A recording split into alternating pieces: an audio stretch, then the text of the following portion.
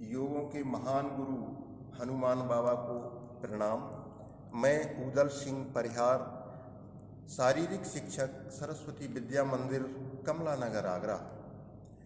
आज मैं आपके सामने भाग 2 प्रस्तुत करने जा रहा हूँ।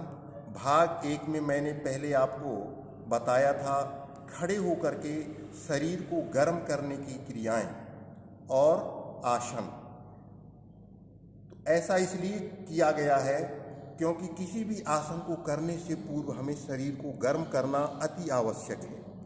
ऐसा अगर हम नहीं करेंगे तो उससे हमें लाभ मिलने वाला नहीं है, इसलिए इस बात का विशेष ध्यान रखेंगे।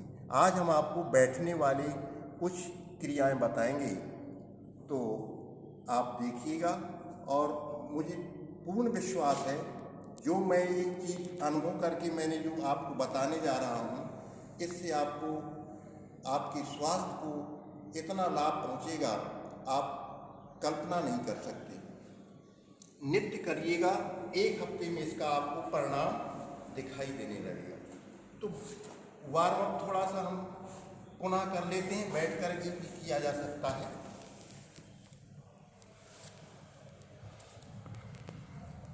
हमारी जो पल्स रेट है ये प्राणायाम या आसन करते समय 120 से कम नहीं होनी चाहिए। इतना हमारा शरीर गर्म होना चाहिए। अब हम थोड़ा सा चक्की आसन करेंगे।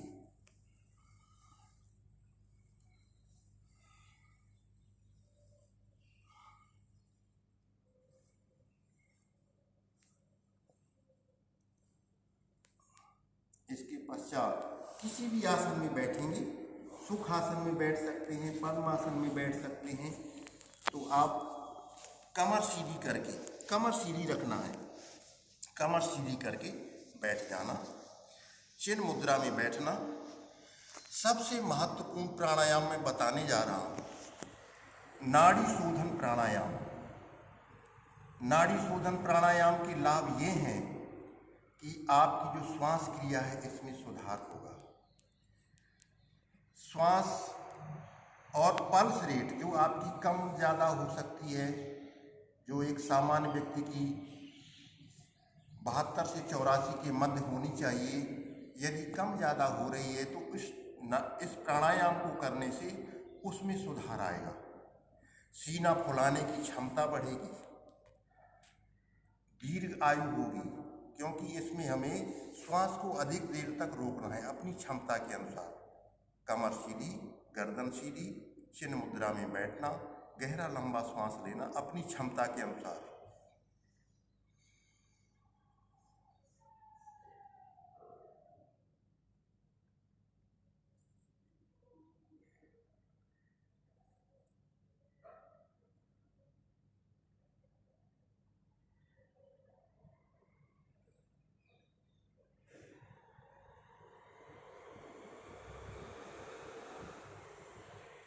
पूरा श्वास बाहर निकालना धीरे धीरे।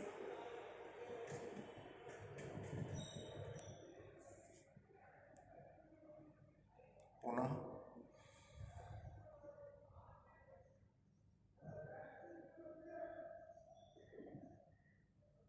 ये 4 से 5 मिनट आप कर सकते हैं। इससे सीना फुलाने की क्षमता बढ़ेगी,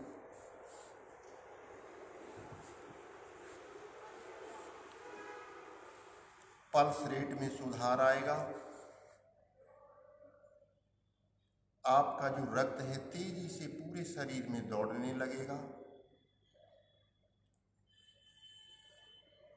अगला प्राणायाम मैं बताने जा रहा हूँ, नाड़ी शोधन प्राणायाम। ये नाड़ी शोधन था। अगला प्राणायाम है अनुलोम विलोम प्राणायाम। अनुलोम विलोम में आप लोग गलती करते हैं, उसमें उस बात का ध्यान रखना है, श्वास की आवाज़ ना लेते समय आनी चाहिए और ना छोड़ते समय।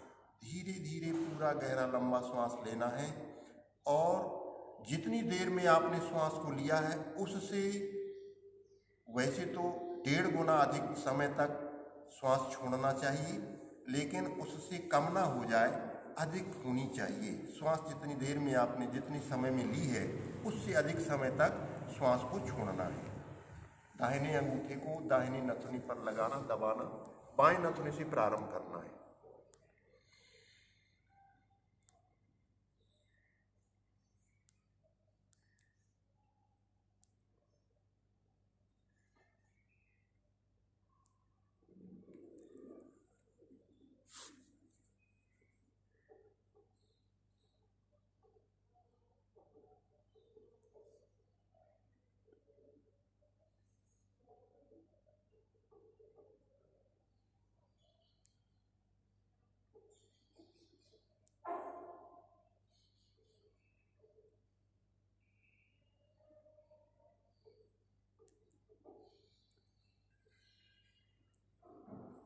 पाँच 7 मिनट तक अनुलोम विलोम प्राणायाम करेंगे। कमर सीधी रहनी है। इस क्रिया को करने से, इस प्राणायाम को करने से जो आपकी श्वास है, कभी किसी नथुने से अधिक निकलती है, किसी से कम निकलती है, या कोई एक नथुना आपका बंद हो जाता है, तो इस प्राणायाम को करने से दोनों नथुनों में श्वास लगातार करेंगे तो सामान्य रूप से आएगी। श्वास क्रिया में तो सुधार होगा ही। तो इसके बाद हम एक ऐसी क्रिया करने जा रहे हैं, एक्यूप्रेशर। इसमें हमने प्राणायाम को भी जोड़ा है, भास्त्रिका प्राणायाम जोड़ा है। तो देखेंगे ये जो हमारी मुट्ठी है, इसको बंद करना और फिर खोलना, खोलना बंद करना। ये जब मुट्ठियां हैं बंद करते हैं तो जो ये जिस पॉइंट पर ये अंगुलियां दबती हैं, इससे पूरे शरीर में जो अन्य बीमारियां हो जाती हैं, बड़ी से बड़ी असाध्य रोग हो जाते हैं, ये एक्यूप्रेशर करने से वो सब दूर होते हैं। जैसे डायबिटीज़ है, हाई बीपी है, ब्लड प्रेशर है, और भी तमाम गैस से संबंधित ये तमाम बिंदुओं ये दबते हैं। तो इससे हमारी वो इस क्रिया को करने से लाभ मिलता है।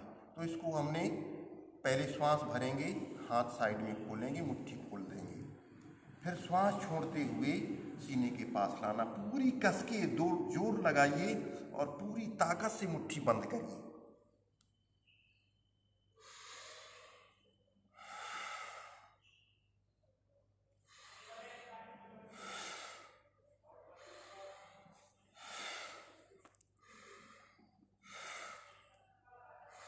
सामने पूरी ताकत से।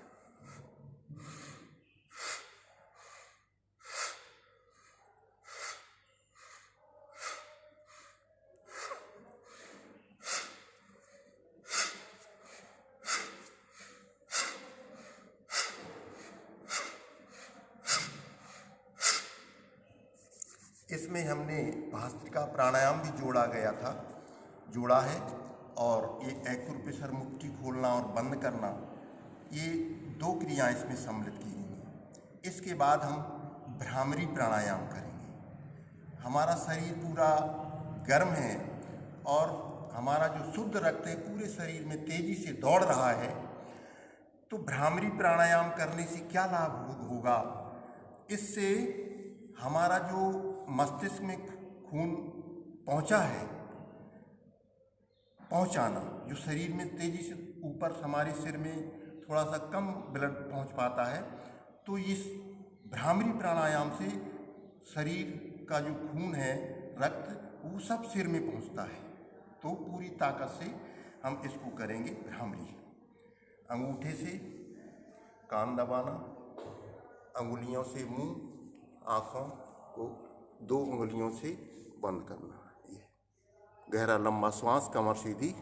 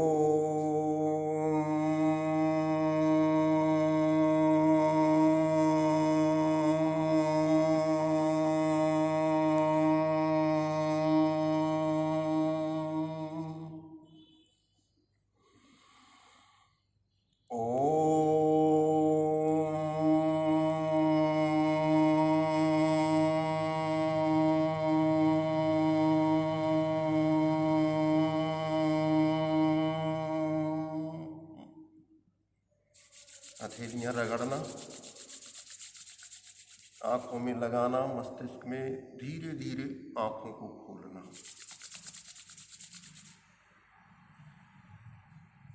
हमारा रक्त मस्तिष्क में पहुंच गया है, सिर में पहुंच गया है, इसकी मालिश करना। पहले तिलक लगाना। इसका भी साइंटिफिक रीजन है, माथे में तिलक क्यों लगाते हैं। जब आप इसको नेट में देखेंगे, सर्च करेंगे, तो इसका आपको सब विवरण मिल जाएगा। सिर की मालिश कस के, शुद्ध रक्त इस समय है हमारे मस्तिष्क में, शरीर, सिर में, इसकी मालिश करना। सभी शरीर के हिस्सों में रक्त पहुंचना चाहिए। बहुत अनुभव के आधार पर ये सब क्रियाएं मैंने इकट्ठी की हैं, संजोई हैं।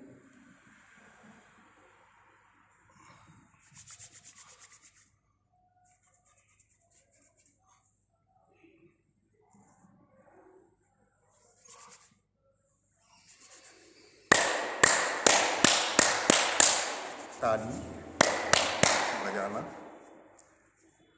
ये आज हमने आपको बैठने की कुछ प्राणायाम और आसनों के बारे में बताया। बहुत बहुत धन्यवाद।